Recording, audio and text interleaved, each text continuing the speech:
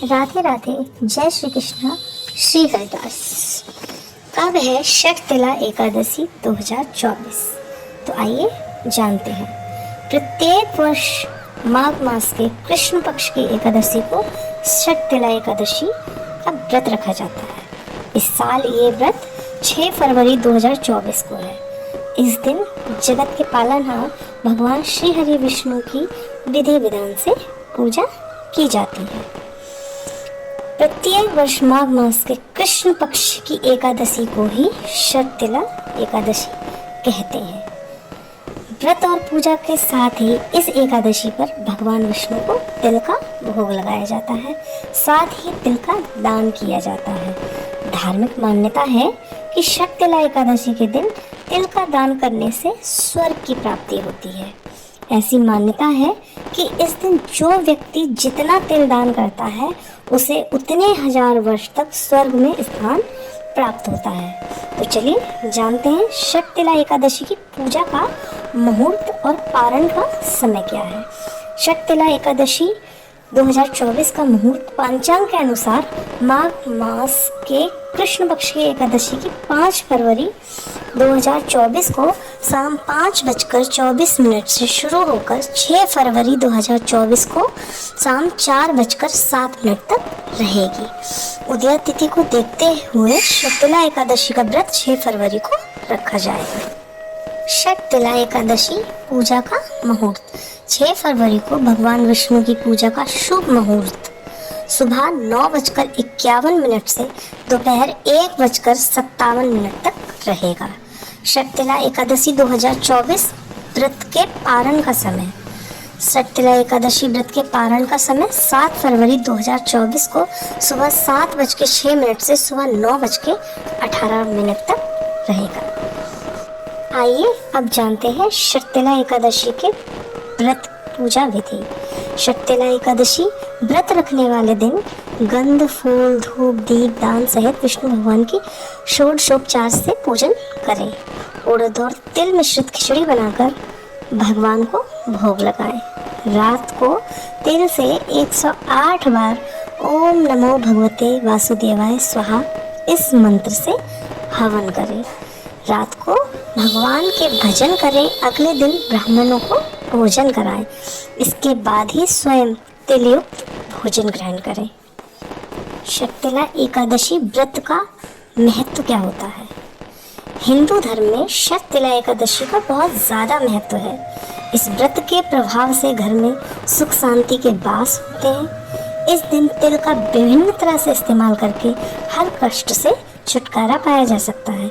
इस व्रत को करने से जातक पर श्री हरि विष्णु की कृपा बनी रहती है। आइए अब जानते हैं शक्तिला एकादशी की कथा के बारे में। धार्मिक मान्यता के अनुसार एक समय नारद मुनि भगवान विष्णु के धाम बैकुंठ पहुँचे। वहाँ उन्होंने भगवान विष्णु से शक्तिला एकादशी व्रत के महत्व के बारे में पूछा। नारद जी के आग्रह पर भगवान विष्णु ने बताया कि प्राचीन काल में पृथ्वी पर एक ब्राह्मण की पत्नी रहती थी। उसके पति की मृत्यु हो चुकी थी। वह मेरी अनन्य भक्त थी और श्रद्धा भाव से मेरी पूजा करती थी। एक बार उसने 1 महीने तक व्रत रखकर मेरी उपासना की।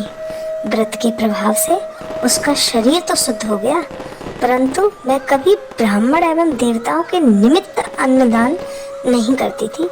इसलिए मैंने सोचा कि यह स्त्री बैकुंठ में रहकर भी अतृप्त रहेगी। अतः मैं स्वयं एक दिन उसके पास भिक्षा मांगने गया।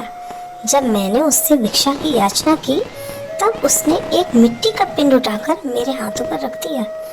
मैं वह पिंड लेकर अपने धाम लौट आया।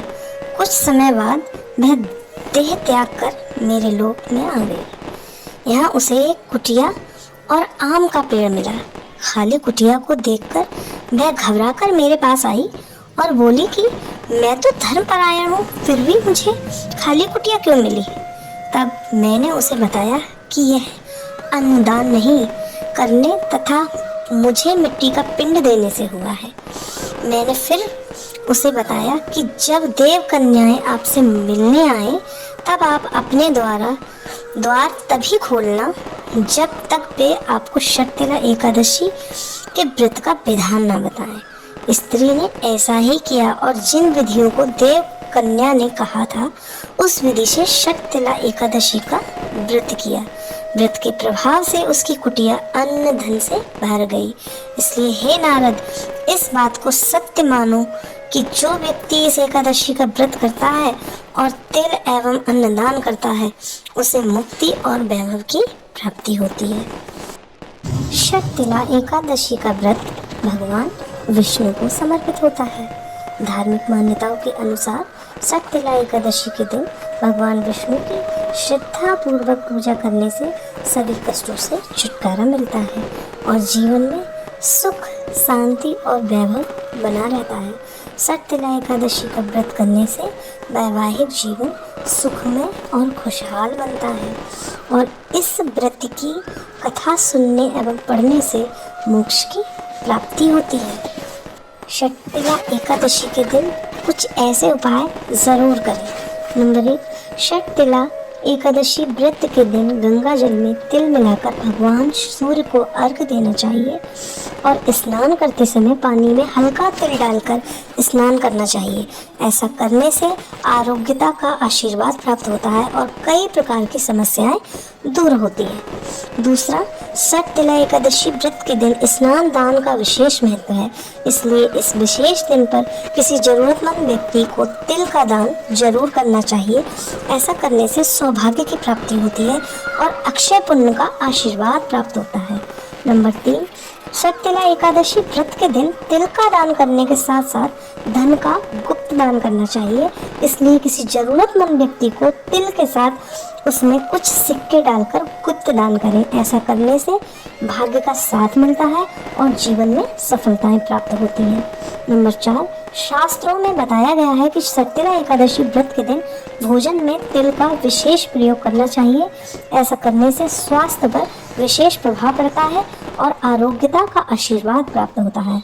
नंबर 5, एकादशी व्रत के दिन कुंडली में उत्पन्न हो रहे ग्रहों के दुष्प्रभाव को दूर करने के लिए तर्पण और उसके साथ दान जरूर करना चाहिए। इससे शनि, राहु, केतु और पितृ दोष दूर हो जाता है। जीवन में सुख समृद्धि आती है। शर्तिला एकादशी के दिन ब्रह्म मुहूर्त में उठकर स्नान करके भगवान विष्णु और तुलसी पूजन करने से सभी तरह के पाप से व्यक्ति मुक्त हो जाता है। इस दिन स्नान, दान और पुण्य कर्म करने का विधान होता है। इसके साथ ही एकादशी व्रत करने से व्यक्ति रोग और शोक आदि से मुक्त हो जाता है। एकादशी के दिन तुलसी पूजन करने से लक्ष्मी जी प्रसन्न होती हैं और आपके घर धन धान्य की कोई कमी नहीं होती। वहीं एकादशी के दिन पवित्र स्नान करने से भी पाप मुक्त हो जाता है। इस दिन व्रती को निराहार व्रत करना चाहिए और भगवान विष्णु का ध्यान करना चाहिए। श्री हरि के मंत्रों का जप और ध्यान करने से मनुष्य संसार के सभी सुखों का भोग करता है और मृत्यु के उपरांत विष्णु लोक को प्राप्त होता है। जय श्री कृष्णा। राधे राधे। श्री हरिवंश।